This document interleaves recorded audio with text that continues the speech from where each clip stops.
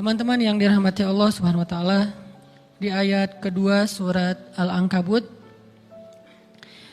Allah menyampaikan sebuah sindiran. Allah nyindir dengan bahasa, emangnya manusia pikir Allah akan biarin aja mereka mengatakan kami telah beriman, sementara mereka tidak diuji. Ini Allah lagi menyindir orang-orang yang selama ini berputus asa setelah beriman, berputus asa setelah berhijrah, berputus asa dan mengeluh setelah bertaubat. Allah lagi nyindir mereka nih. Seolah-olah Allah bilang, kenapa setelah kalian beriman malah kalian masih berkeluh kesah? Kenapa kalian setelah bertaubat malah menjadi ragu kepada Allah? Kenapa kalian setelah berhijrah malah jadi labil? Bukankah harusnya setelah kalian menyatakan kami taubat, kami hijrah, kami beriman, harusnya iman kalian makin mantap? Dan bukti bahwa iman kalian mantap apa? Bahwa ketika kalian diuji, kalian sama sekali tidak goyah. Jadi Allah Subhanahu wa taala seolah-olah mengatakan bahwa ujian adalah tabiat iman. Bahwa ujian adalah tabiat iman. Bisa diuji dengan ujian yang kita tidak suka, bisa juga diuji sebaliknya dengan ujian yang kita suka. Bisa diuji dengan ujian yang sifatnya fisik, bisa diuji dengan ujian yang sifatnya harta, bisa juga diuji yang lebih berat lagi dengan ujian yang sifatnya perasaan. Yang jelas, semuanya diuji.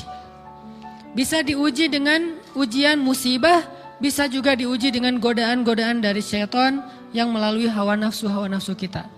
Bisa diuji dengan kemarahan, dipancing oleh orang lain untuk marah, dipancing di sosmed untuk ngebalas komen-komen mereka, dipancing untuk berdebat, dipancing untuk akhirnya kita saling menjudge, saling menjatuhkan, saling menjelekkan. Ini semuanya bentuknya ujian.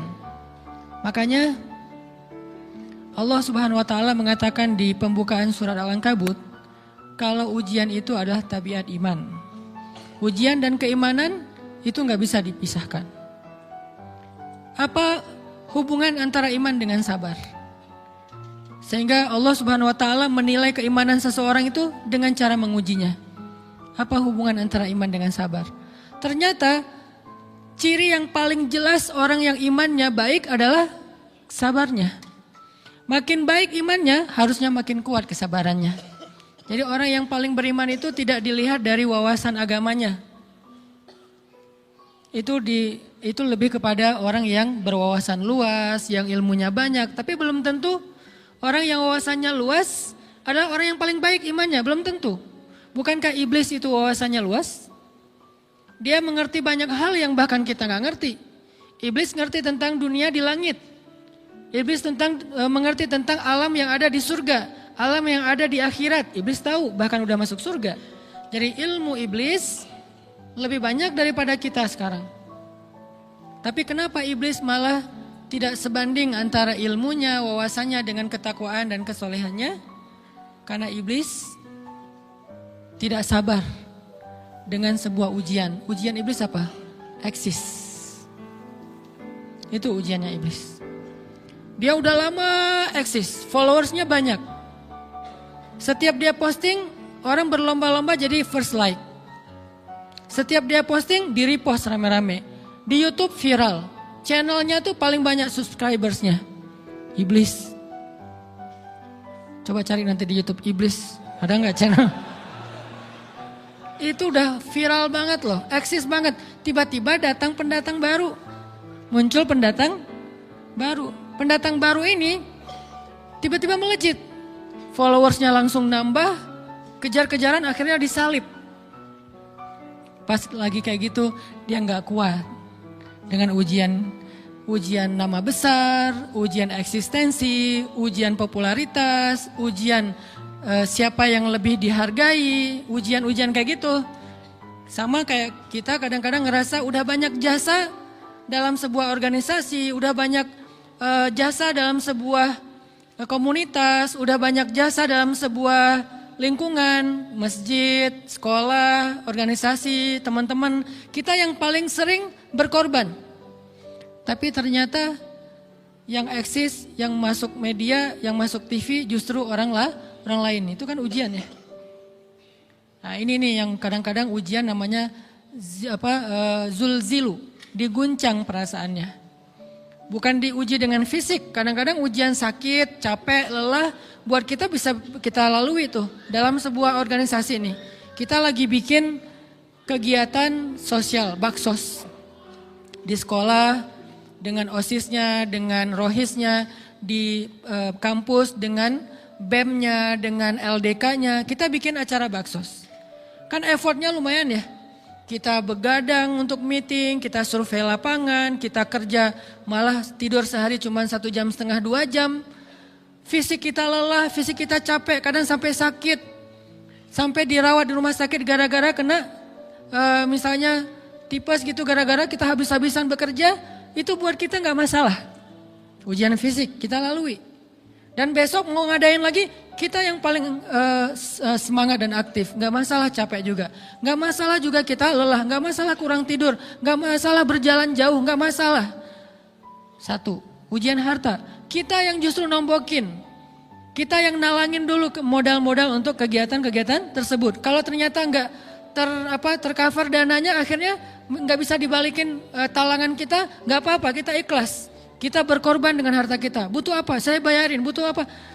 Kita lewatin ujian harta. Tapi begitu ujian perasaan, kita udah capek, lelah, kurang tidur, nombokin, nalangin habis-habisan.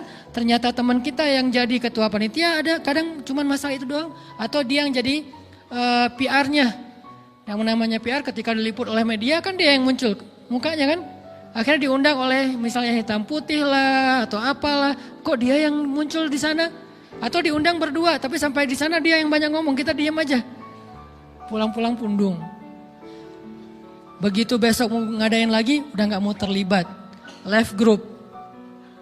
Kenapa itu terjadi? Ujian zulzilu, perasaan. Itu yang dialamin oleh iblis. Iblis rela banget disuruh beribadah, sujud beribu-ribu tahun, kuat iblis. Kalau kita mungkin jidatnya hitam, kalau iblis mungkin udah kepala-kepalanya hitam, saking rajinnya sujud. Wah, ibadahnya udah ribuan tahun. Iblis disuruh berkorban dengan harta yang dia miliki, dia kasih aja semuanya. Tapi kalau disuruh dia ngalah dari Adam untuk memimpin alamin, menjadi khalifatullahi fil ard, menjadi pemimpin wakilnya Allah di muka bumi, buat iblis ini berat. Kenapa dia? Ana khairum min, saya lebih baik daripada dia. Saya lebih senior daripada dia. Saya lebih sehat daripada dia. Saya lebih keren daripada dia. Saya lebih. Ujian emosional, ujian ego, ujian perasaan. Itu yang lebih berat buat kita. Kadang sakit dan dirugiin orang lain, teman segala macam kita masih oke lah. Selama ini asal kita ngumpul selalu gua yang bayarin, oke deh gak usah dibahas. Baru dibahas nanti pas sakit hati. Kalau belum sakit hati kan gak dibahas kan? Gak apa-apa deh kita terus yang bayarin, kita traktirin ngopi apa segala macam. Gak pernah dibahas. Kebersit sih di benak kita, cuman gak mau dibahas. Kenapa? Udahlah biarin aja, easy going. Kemudian kayak kita yang capek harus rempong sana kemari segala macam. Selalu acaranya di rumah kita, akhirnya kita yang bayarin, kita yang rempong, nyiapin segala macam, bebersih sendiri. Tapi begitu ada yang nyakitin perasaan kita sedikit aja, semua itu balik lagi. Dari dulu ya. Nah, keluar kan? Kenapa? Dipancing oleh ujian perasaan. Jadi ternyata yang paling berat itu adalah zulzilu, diguncang perasaannya. Kita kadang-kadang habis-habisan buat seseorang, nggak masalah. Hujan-hujanan dia yang pakai jas hujan, kita nggak pakai apa-apa, nggak apa-apa. Sakit-sakitan juga, dikerok dan segala macam, biarin aja. Kalau perlu misalnya kalau bannya lagi kempes, dia naik Grab, kita dorong-dorong motor terus cari tempat segala macam sampai tengah malam. Gak apa-apa deh buat dia. Apa sih yang gak buat kamu? Begitu dia selingkuh, keluar semuanya. Mulai list report keuangan. Wah dulu sekian, sampai uang receh-receh juga dihitung kan ya. Kenapa bisa kayak gitu? Perasaan kan? Nah ini nih yang kita coba belajar. Mungkin malam ini kita lebih banyak membahas tentang sabar terhadap ujian perasaan. Karena banyak macam-macam ujian Nah, gimana kita memanage perasaan kita, gimana cara kita merecovery perasaan kita dengan bab sabar. Insya Allah nanti akan kita lanjutkan setelah selesai sholat isya. Barakallah. Bismillahirrahmanirrahim. Teman-teman yang dirahmati Allah Subhanahu wa taala, kita lanjutkan tentang masalah sabar. Terutama sabar zulzilu, ketika kita diuji dengan ujian ego, marah, perasaan, sakit hati, yang kayak gitu-gitu. Ini ujian jauh lebih berat daripada ujian fisik dan ujian harta. Termasuk rasa cinta, rasa benci, kadang itu menjadi ujian. Kenapa ujian bikin kita jadi tidak lagi logis, nggak realistis, dan kadang-kadang mengabaikan hal-hal nilai-nilai yang kita selama ini pegang sebagai satu kebenaran. Kita ngabaikan batasan-batasan syariat. Ini semuanya ujian dari Allah Subhanahu wa taala. Sehingga tidak disebut orang yang beriman kecuali ketika Allah Subhanahu wa taala melihat dia sabar dalam ujian. Kalau dia nggak sabar dalam ujian, malah di dalam pembukaan surat Al-Ankabut tadi Allah menggolongkan mereka termasuk orang-orang yang munafik. Apa arti yang orang munafik? Orang yang mengaku beriman tapi sebetulnya dia tidak beriman. Apa salah satu buktinya? Dia tidak sabar. Jadi kalau kita mau menilai diri kita mukmin atau munafik, dan ini bukan materi untuk menjudge orang lain. Oh ternyata dia itu munafik, bukan. Lagi-lagi konsep kita belajar itu angle-nya untuk diri kita sendiri. Saya sangat tidak merekomendasikan kita belajar untuk mendapatkan kaca pembesar, mencari-cari kesalahan saudara kita. Tapi kita belajar untuk semakin bisa bercermin untuk menemukan aib dan kekurangan diri kita. Jadi semakin kita tahu ilmu agama, semakin kita tahu ayat dan hadis, semakin kita punya cerminan untuk menilai diri kita dan memperbaiki diri kita. Bukan nyari kaca pembesar untuk memperjelas aib-aib dan kesalahan orang lain. Kalau kita pengen menilai diri kita ini orang yang mukmin atau munafik, caranya lihat aja kita sabar nggak nih, terutama dalam masalah emosional, dalam masalah ego, dalam masalah marah, dalam masalah hawa nafsu, dalam masalah perasaan cinta, dalam masalah benci segala macam, masih bisa nggak kita adil bahkan kepada orang yang kita benci? Adil kepada orang yang kita benci, adil kepada musuh sekalipun. Bahwa jangan sampai kita gara-gara gak suka kepada seseorang, kita berlaku zalim kepada dia. Jangan. Ini berarti kita harus ngelawan ego kita sendiri. Ego untuk memaafkan orang lain. Ego untuk bisa melupakan kesalahan orang lain. Ego untuk bisa berlapang dada dengan hal-hal yang gak nyaman daripada orang lain. Ini adalah ujian yang paling berat. Di situ kita bisa lihat kita nih mukmin atau munafik. Kalau nggak pernah sabar sama sekali dalam masalah ego, dalam masalah emosional, berarti jangan-jangan kita tergolong di antara orang-orang yang kata Allah wa ma hum bimu'minin. Mereka bukan orang yang beriman. Kata Allah di surat Al-Ankabut, mereka itu adalah wala ya'lamannallahul munafikin, orang-orang yang munafik. Nauzubillah min dzalik. Kalau kita merasa pernah sabar terhadap emosi kita, sekarang kita lihat sesering apa kita sabar terhadap emosi kita. Maka derajat seorang mukmin tergantung tingkat kesabarannya. Ada yang orang sabar hanya kalau disakiti dengan satu kata. Ada yang sabar dengan satu kalimat. Ada yang sabar dengan satu paragraf. Ada yang sabar dibully rame-rame juga dia sabar. Berarti lahum darajatun inda rabbihim. Orang beriman juga bertingkat-tingkat.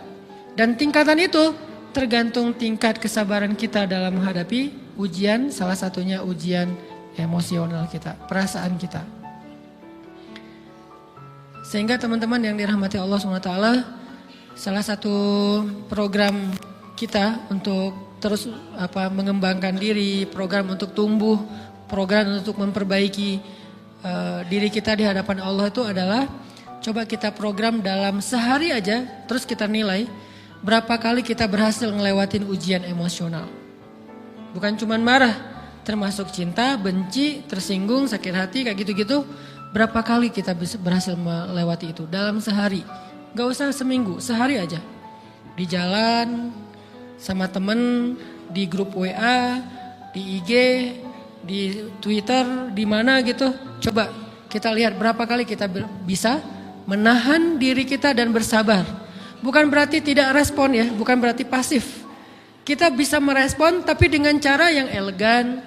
Kita bisa merespon tanpa harus memperlihatkan emosional yang meledak-ledak. Bukan berarti ketika disakiti orang, dihina dan segala macam kita diam aja. Gak selalu kayak gitu. Kadang-kadang kita perlu merespon untuk mengklarifikasi, tabayun kalau kata orang-orang yang dalam ilmu fikih.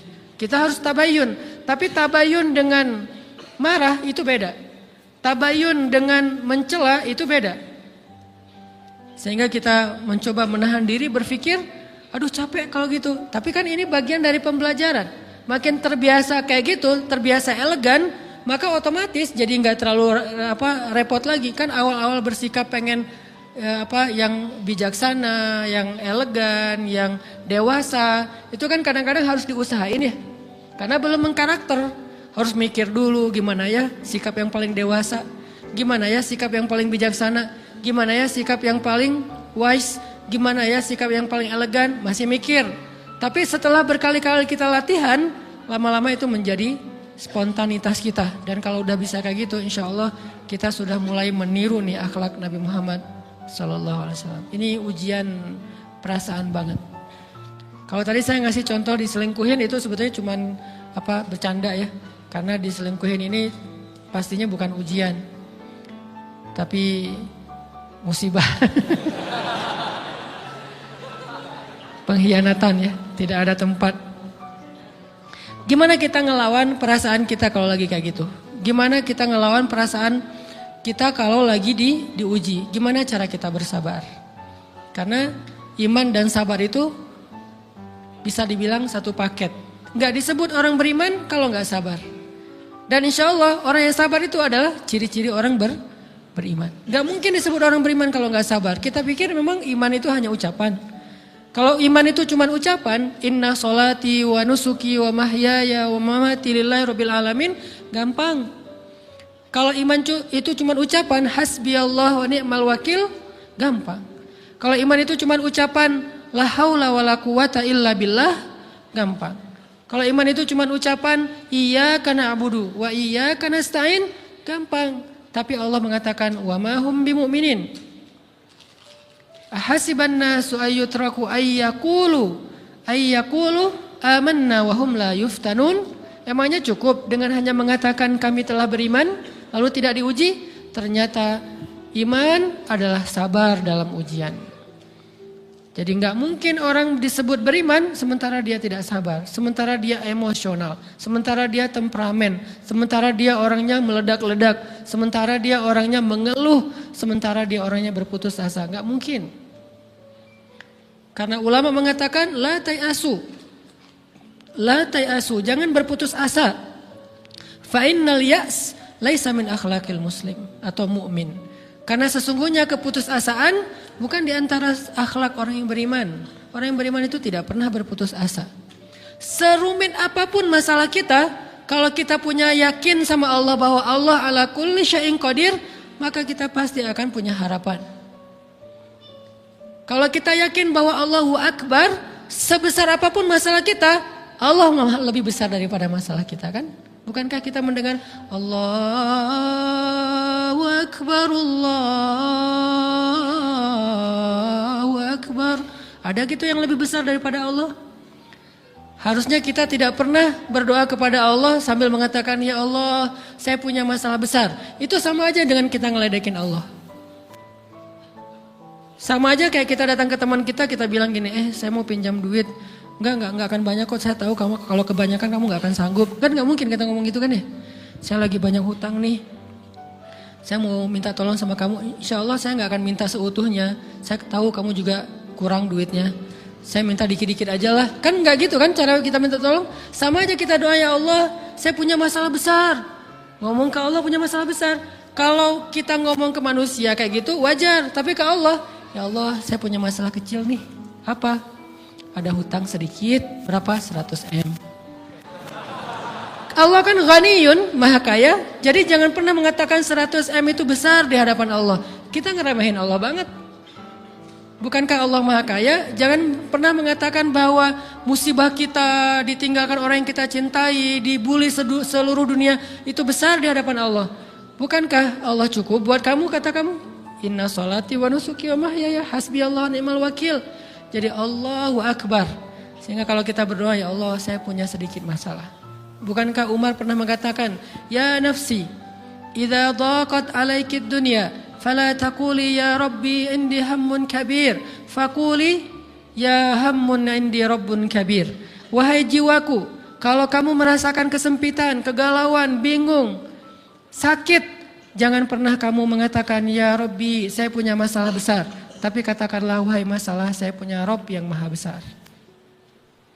Iman dan harapan, berharap itu nggak bisa dipisahkan.